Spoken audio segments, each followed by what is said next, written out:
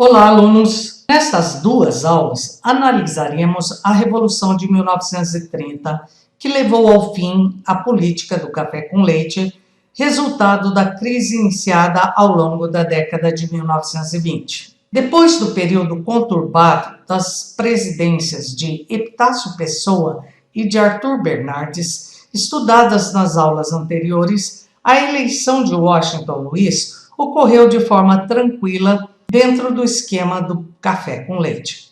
Washington Luiz foi eleito com o apoio do Partido Republicano Paulista para governar o Brasil de 1926 a 1930.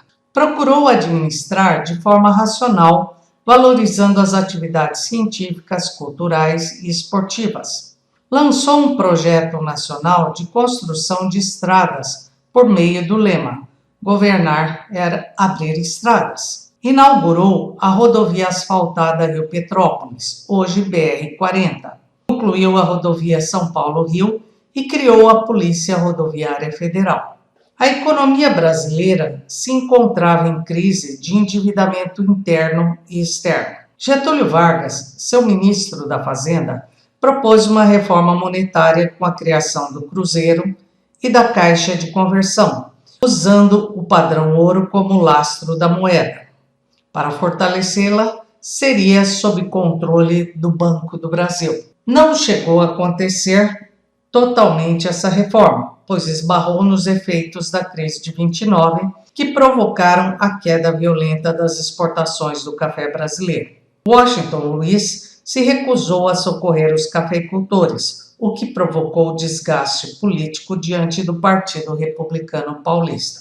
No campo político, o presidente cancelou o estado de sítio mantido desde o mandato de Arthur Bernardes, determinou o fechamento de prisões destinadas a presos políticos, mas nem todos foram beneficiados. Em 1927 foi publicada a Lei Celerada, que criminalizou o Partido Comunista no Brasil, censurou a imprensa, perseguiu os sindicatos e o movimento operário.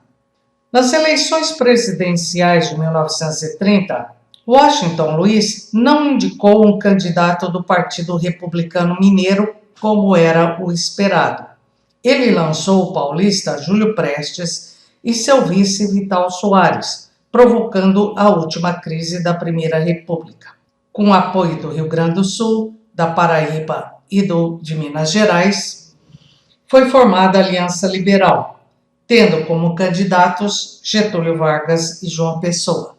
A Aliança Liberal propunha a defesa da produção nacional como um todo e não apenas do café, a regulamentação de leis trabalhistas, a garantia dos direitos individuais, a anistia aos tenentes envolvidos no tenentismo e reformas políticas.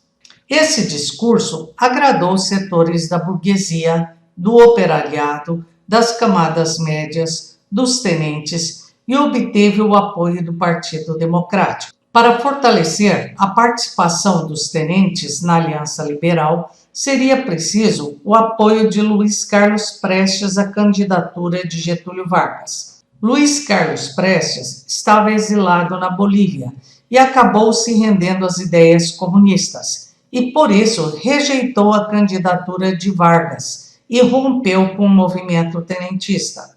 Ele afirmava que as duas candidaturas, de Júlio Prestes e de Getúlio Vargas, representavam os interesses da oligarquia, como mostra na charge: Washington Luiz, Antônio Carlos, Júlio Prestes. Ele diz: qual que preferes entre esses três? Entre os três, prefiro o quarto, Luiz Carlos Prestes. O resultado eleitoral garantiu a vitória de Júlio Prestes e uma parte da Aliança Liberal não aceitou, afirmando a existência de fraudes. Um pouco antes da posse de Júlio Prestes, o vice da Aliança Liberal, João Pessoa, foi assassinado na Paraíba devido a disputas políticas locais. Com os ânimos exaltados, o político mineiro Antônio Carlos afirmou: façamos a revolução antes que o povo a faça. As elites assumiram essa luta por meio da Aliança Liberal, com o apoio das oligarquias dissidentes e dos tenentes. A luta armada se espalhou por vários estados e os revoltosos prenderam Washington Luiz e Júlio Prestes, garantindo a vitória da Revolução.